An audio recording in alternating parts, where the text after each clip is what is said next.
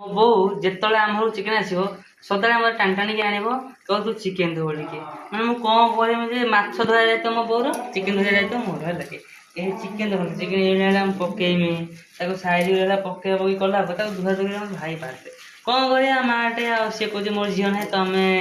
ଦୁଇଟା ଛୁଆଙ୍କୁ ସାହାଯ୍ୟ କରିବନି ନା ବୋଉଲୋ ଓ ଗୋଟେ ଭଉଣୀଟେ ଜନ୍ମଦିନ ହେଇନଥାନ୍ତା। ଦି ଭାଇ ହେଲ ଆଉ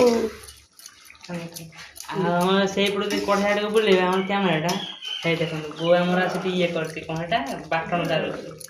ବାଟଣ କରିଦେଲା ବେଳେ ଆଳୁ ଚିକେନ୍ ପକେଇକି ତାକୁ ଭଲ ଆମେ କଷାକଷି କରିକି ପ୍ରଥମେ ଚିକେନ୍ ତରକାରୀ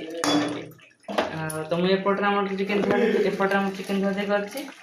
ଆଉ ତ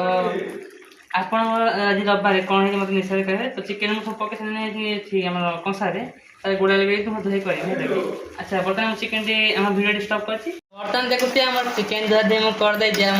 ଆମର ଚିକେନ୍ ଧୋଇକି ବାସ୍ନା ଯେଉଁ ପାଣି ନଥାଏ ପାଣି ଖବାଟ ଖଟି ଆସିଲା ଭିତରେ ବହୁ ଚିକେନ୍ ଫିକେନ୍ ସବୁ ପକେଇବା ଆଉ ଚିକେନ୍ ଆଳୁ ପକେଇ ପକେଇକି ଭଲ କାମ ତାକୁ କଷି କାଷିକି